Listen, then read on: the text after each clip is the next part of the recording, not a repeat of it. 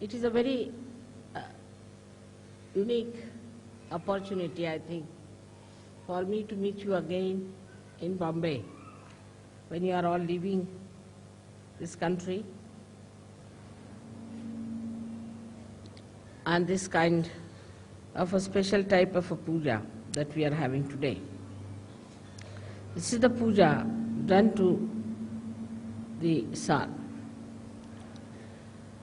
and is called as Makar Sankranti. Makar is the tropic of Capricorn. Capricorn is Makar. So now the sun is moving from the tropic of Capricorn towards the tropic of Cancer. And it's always a fixed date because it has something to do with the sun. This is the only date which is fixed in Indian calendar because they have to deal with the sun. But this time I don't know why, what has happened that they have put it on the 15th of this month. It's always the 14th.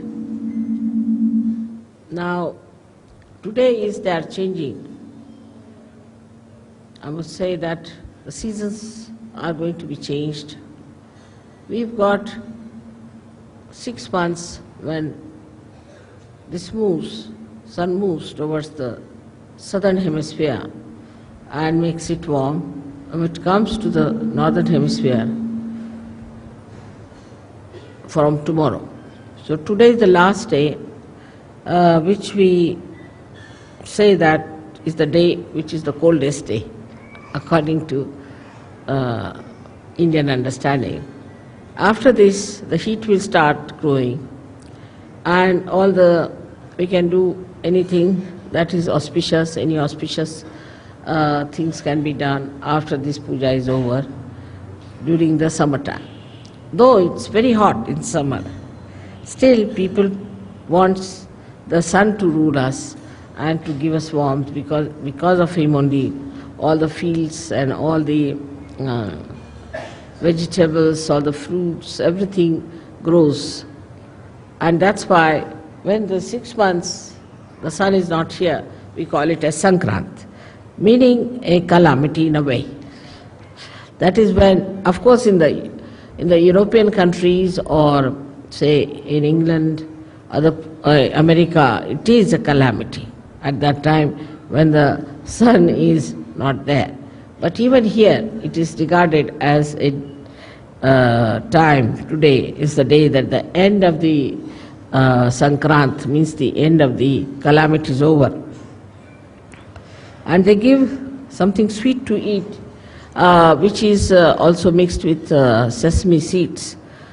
Because sesame seed is heat giving, so today being the hottest day, coldest day, they want to use sesame seed. Also want you to retain the heat and to adjust yourself to the heat that's coming up. This is all thought of in a way, in a very gross level, on a very gross level, that we should keep the people warm enough. Also it is said that the warmth of love should be expressed at this time for people because it's the coldest day. So they say that we give you this special thing for you to say something sweet, that is god god bola, means you say something sweet to us. And the people who live in warm countries are sweeter people than the people who live in colder places, because the nature is rather very unkind to them. I don't blame them for their temperament, because the nature is so unkind. In India you can live anywhere. You can live under a tree, you can live in a forest, anywhere you can live quite happily, as long as there is water to drink and water to bathe.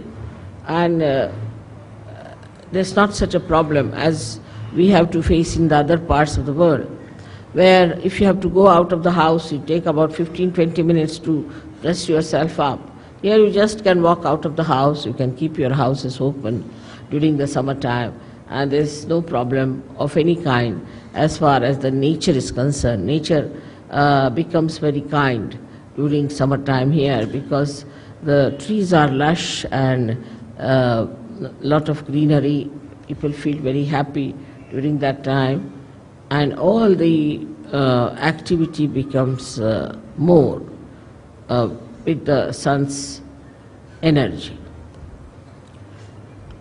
But in the West, as you have seen, that the sun is much less.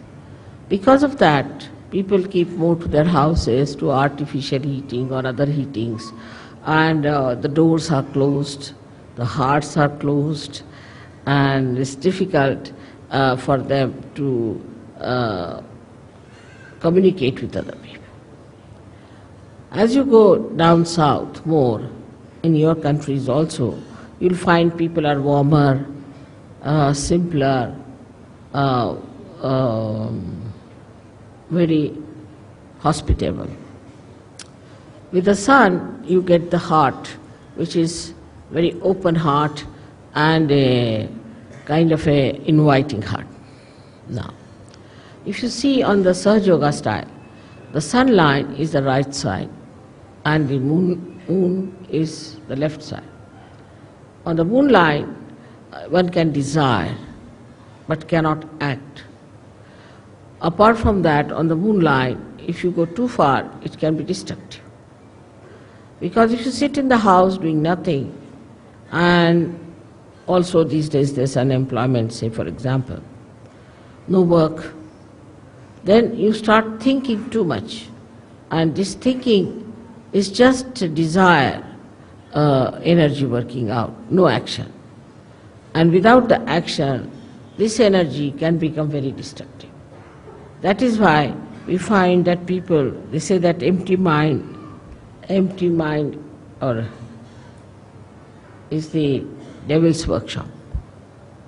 Where people do not act, when the action doesn't take place, then it can be quite destructive.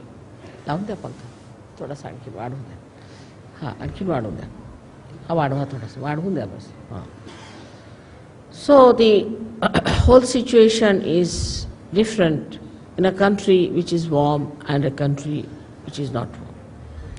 But in a country where it is very warm also, like Africa, there are complications due to too much of heat. Like we have the topic of, the equator passing through, and it heats up that area so much that it becomes full of jungles, very high trees and tall trees, and the whole place is covered with foliage so much that there's no possibility for any sunshine to penetrate through. And it's quite dark, it's full of darkness. So that extreme also comes in the same category as the extreme of the cold season. Now such people live there, and they naturally, because the sun is less, so they do not grow much, and they can be primitive people, and they can be quite aggressive, like they learn things from the animals, and they could be quite aggressive. So the balance has to be struck, and the balance is that we should desire and act. But the trouble is, in human atmosphere, there is a division of labor, I think. That one part of the country is thinking, another part of the country is acting. Under these circumstances, nothing will work out. So, a balance has to be struck where you have the Sushumna working out. Now the Sushumna Nadi is the one where one would say is the equator. Is not equator, but is the axis of the Mother Earth. The axis of the Mother Earth is the Sushumna, and that has to act. And when it comes to that axis, it is the one that balances. Actually, there is nothing like a big pole inside the Mother Earth, which we can call it as an axis. There's nothing that is material inside the Mother Earth. that we can call it as an axis, but it's the energy force which acts in such a manner that the earth moves with such tremendous speed.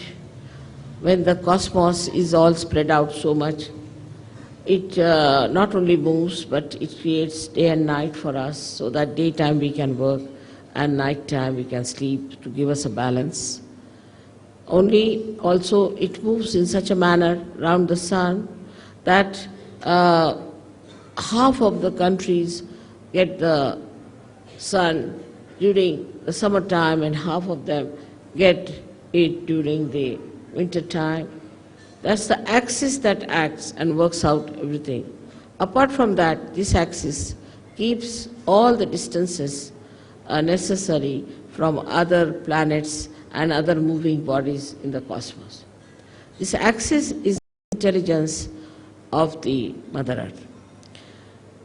It is not only the intelligence, but it is the fragrance, and apart from it is the Sushumna Nadi, we can say, of the Mother Earth. Now, through this axis only, all these swambhus and all these great happenings of earthquakes and all that takes place. This axis is the one which moves. It's an energy. We can call it axis as the energy. It moves the lava into different directions and pierces through different areas to create earthquakes and also to have ज्वालामुखी लगा English में तो volcanoes. And all these things happen because the axis has sense what is to be done. This axis is the one that loves us. Because of this axis, we have seasons. The seasons are created beautifully to give us different varieties of food and varieties of things. The heat of the Mother Earth, if it is lost, then we'll have nothing on this earth. It will be all frozen and there will be all snow and we'll have no food, nothing, and it will be like moon living here. Now it is being specially created. First, the Mother Earth, when it was created through the heat of the sun. So we can say that the sun is the father of the Mother Earth. Then she was brought very close to the moon. So it cooled down, absolutely it cooled down, it was all snow.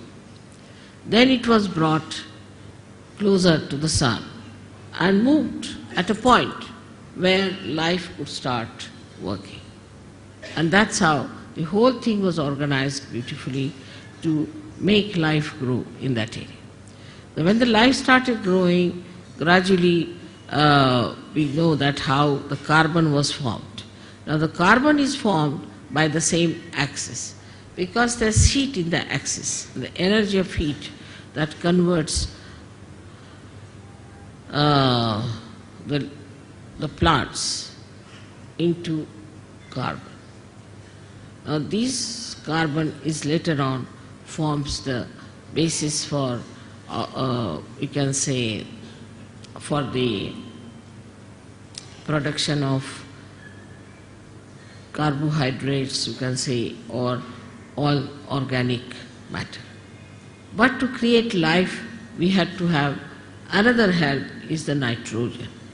And this nitrogen was also, you'll be surprised to know, that was created by the same axis, by its movement. And when it created this nitrogen, the nitrogen gave us the amino acids. And when the amino acids were created within us, then we started our lives from amoeba and all that. Of course, this was done in the ocean, because in the ocean, with the movement, nitrogen was created and life was created, and then through the ocean it's emitted out, and that's how we have amino acids.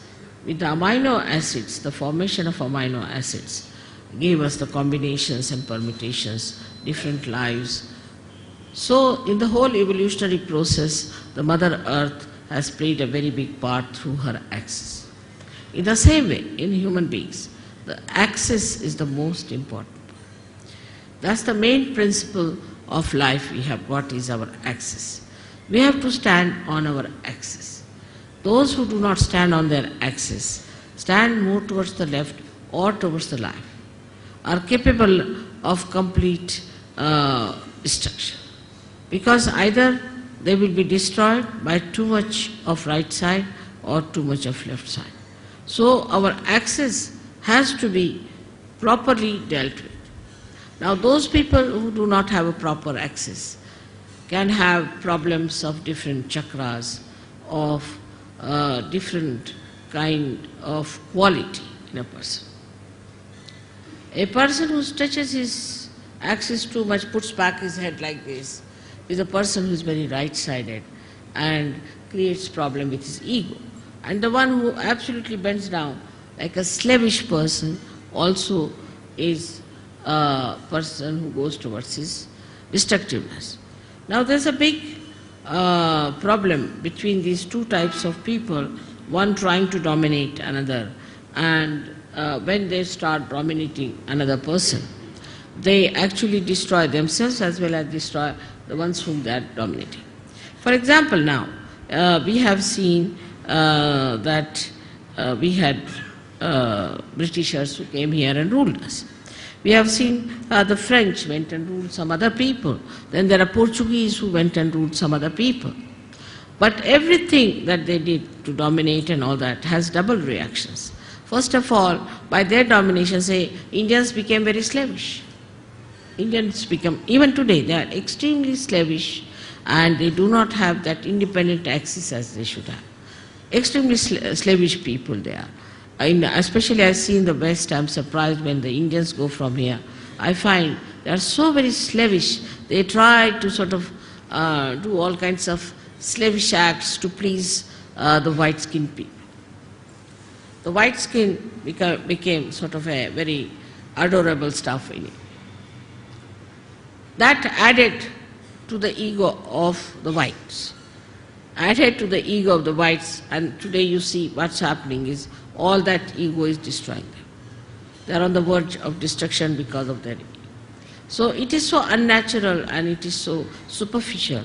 One has to understand that what is the best within a human being is his axis. And everybody has an axis, and one must respect the axis of every person. In Sahaj Yoga, I don't know you by your faces so much. I know you by your chakras, by your sushumna, what sort of a sushumna you have. If you have a deep sushumna, I know you as a deep person. If you have a superficial sushumna, I know you as a person with a very superficial type of a sushumna. And even if you make up something by sort of being very nice or good or talking about Sahaj Yoga or knowing too much about Sahaj Yoga and saying things which will baffle normally anyone as if you are masters of Sahaj Yoga, I know how deep you are. So the depth on the axis is more important than anything else. Your axis has to be very deep. Now you will say that, Mother, the axis is the same as it is. So how can it be deep? So in the axis, as you see, is made in human beings, is like a 3.5 coiled paper-like thing. And the inside of it is the Brahmanadi. The Brahmanadi is a very, very small little, we can call a very, very hair-like thing, where only a hair like Kundalini can pass through. But when the person is deep, this Brahmanadi is bigger, and all the rest of them, which are coiled into each other, are smaller. While the people who are not deep, their outside, what you call the foldings, are bigger than the inside small thing. Now such people could be apparently very dynamic, may look very intelligent, may look very smart, may look to be very good looking, or whatever it may be, outwardly. But inwardly they are not deep. Inwardly, if they are deep, their whole attitude is beautiful. They are very joy-giving people. They are very joy-giving. And the more, if you meet a person of another kind, he may look joyous, he may try to give you joy, but the joy won't be really that deep. It would be like a joy killing. So it is important for us to make our axis deeper. And that is where we lack the proper assiduity, the proper effort we have to put in. Now some people have automatically very deep axis. And some people have very, what should you say, a very constricted type of the axis. This axis has to be grown. Now when you come for my puja and all that, I do expand it, I agree. But it is a temporary thing. To retain it at that point, one has to work at home, in the collective also. One has to work very much at home with meditation. But it should be done seriously. It should not be just a joke, to be frivolous, to be stupid. That's not the way. It should be done very seriously in the meaning that it is a devoted task you have taken. It's a meditative thing. It's a prayer to God. We can call it, it's a puja to God. It's to be done with that reverence. Because reverence is the key of achievement. If you have no reverence about yourself and no reverence of others, then it cannot be done. But first you must have reverence for your own life. What am I doing with my life?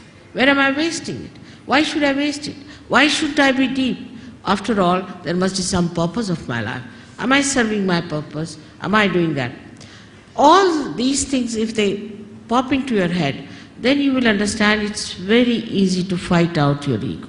Because normally on small things people fight. I have seen that in Sahajyog also people fight on things like, it's so useless, absolutely useless. To me it sounds stupid to even mention the way people fight over small things and quarrel. But a deep person, even if he doesn't speak much, even if he doesn't show off much, even if he doesn't sit in the front line, he expresses himself through his depth, because I can work out better through that. So to develop this, one must meditate. Important thing is to meditate. Every day, every day, every day. You may not eat your food one day, you may not sleep one day, you may not go to your office one day, you may not do anything that you are doing every day, but you must meditate every day. That's an important point to develop the central constricted part into a bigger area. Now, when that happens, that you start developing it, the first thing you will notice about yourself, that you do not care for any comfort. You're not bothered about any material thing. Whatever it is, you are above it. You just don't bother your head. Let it be. You just don't want to put your neck into a thing where you do not belong. You just get out of it and you think that, oh God, this is too much for me. I just don't care for it. So your whole attention now moves inward.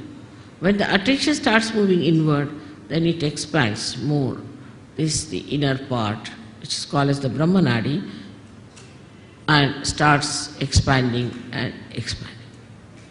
Now, in small things also, say for example, if I have not mentioned somebody and mentioned somebody else, then they feel, oh, why didn't mother mention my name? It's too small a thing that it doesn't matter. As long as you have a deep axis, you are with me, I am with you, absolutely one with each other. But These outward things are, oh, she gave a nice sari to another one, she never gave us a sari, she didn't do this, didn't do that. All those things, if it comes to your head, that means absolutely is true that there is something lacking within you. Or if you try to complain, oh, I went there, I had to go by a bus and I had to stand on this thing, that shows that you are not comforted. This widening comforts you. That's the comforting thing. And that really makes you feel so comfortable in any circumstance, in any position, in any lifestyle. And you do not want to have any other comfort. And this one has to develop through meditative effort. Secondly is, we have to know that Sahaja as it is today is a collective happening. I find, especially among Indian men, they never do any work with their hands, which is a wrong thing. Because they don't use their hands at all, their collectivity is poor, very poor. Indians have the worst collectivity. If you have an ashram, I don't know why should we build an ashram, nobody is going to stay there. They want to have their own houses, their own families, their own children. They are the worst of all for collectivity. The reason is Indian men never do any work with their hands. They cannot nail one nail. There are many like that. Leave alone repairing anything. They will stand with their hands on their hips and would just tell work to other people. See, there's a Marathi saying, very interesting, untavarun sheळ्या हाकणे. That is to sit on a camel and to drive the goats. So that is very typical of Indian men. They cannot repair anything, they cannot do anything now. If supposing somebody is spreading something, they'll just stand like this, watch. They'll never put their hands to it. So for every Sahajogi, it is important what we call as Sramadan. They have to do some Sramadan. Sramadan means the giving of some labor. And that is what we lack. That even if it comes to that, you better clean your house. You better clean outside of your house. Try to put some garden around your house. Try to paint your house. Do some sort of a work with your hand, which even if you don't have anything, you can even brush your hair or something like that. Whatever you think is the easiest you can start with, because I don't think people even do that. Even they don't shave themselves, they get a person to shave them. I mean, absolutely lazy lumps as that. Now, but on the contrary, we see in the West, people use their hands. Because of that, you see, because they can use their hands, they are very collective. So they score a point on being collective. While the Indians score a point because they are Indians and they have a heritage and they know what is Kundalini, they know about Ganesha, they know everything. So they score a point this side. So it's the left side is the desire, the right side is the action. Again we come back to the same position where we have an imbalance. That the action takes place in the West and here is only thinking, all right, we'll do this, planning. Everything in the planning pot. Nothing works out, you go on planning. Now we are building one single ashram in Delhi for the last, I think, 10 years. It is like Taj Mahal, I tell you.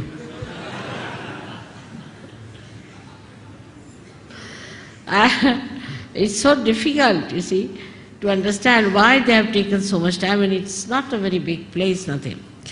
But it is not only the Sahajogis, but other factors also. Because everybody is like that. Everything is postponed. Everything is to be done tomorrow. We'll do tomorrow. Then one person will come, another person won't come. Like we used to have in the school, we would get a sum like that, or something to solve. That see, there are one house was built. 3 persons came to work and 1 ran away. Then 2 persons came to work and 1 stayed and 2 ran away. and then 5 persons came to work and 2 persons ran away. So when will the house be finished? Never. With such runaways, it can never be finished. It's like that. So this is where we lack collectivity. I was saying that all Indians must find out some place where they could go and plant something. Get hold of some sort of a place where they could go and plant some nice banyan trees, water it together, work it out together. Now the Indian women are that way better. They do a lot of work as far as the cooking is concerned and all that. But the other part is missing. The other part is intelligence. The other part is to think. Now, if all the time what they are thinking, oh, my husband likes this, I must cook this for him. And now, if the husband has to have, say, a lemon with his food, now there's no lemon in the house, this woman would run up and down all over the place to get the lemon for the husband, but otherwise he will not eat the food. Doesn't matter. Once in a while, if he doesn't eat, it's all right.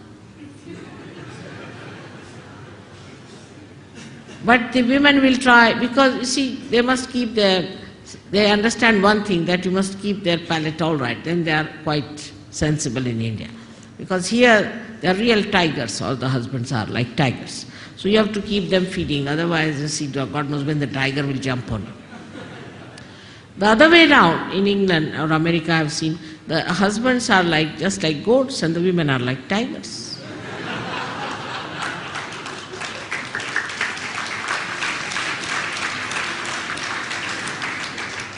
And the westernized Indian women also are like that. And when they go to West, even simple women, I have seen they become like tigresses. Something surprising how they change immediately to the position, even if they may not wear the jeans and all those things, but they become like that.